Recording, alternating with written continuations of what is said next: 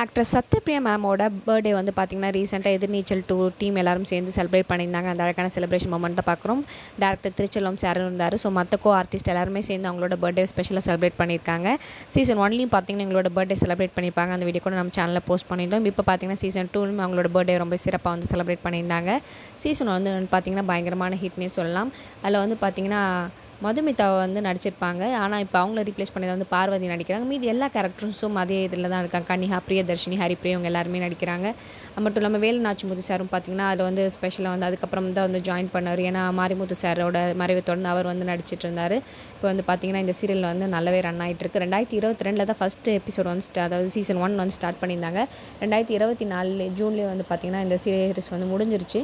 ஆனால் மக்கள்கிட்டேருந்து கிடைச்ச வரவேற்பால் பார்த்திங்கன்னா உடனே பார்ட் 2 வந்து டிசம்பர் மந்த்தே வந்து ஸ்டார்ட் பண்ணிட்டு இப்போ சூப்பராக வந்து ரன் ஆகிட்டு வந்துட்டுருக்கு. எதிர்நீச்சல் சீரியல் நீங்கள் பார்த்துட்ருக்கீங்களா? இது உங்களுக்கு ரொம்ப பிடிச்சமான சீரியலான்றதை மறக்காமல் கமெண்ட் செக்ஷனில் ஷேர் பண்ணிக்கோங்க.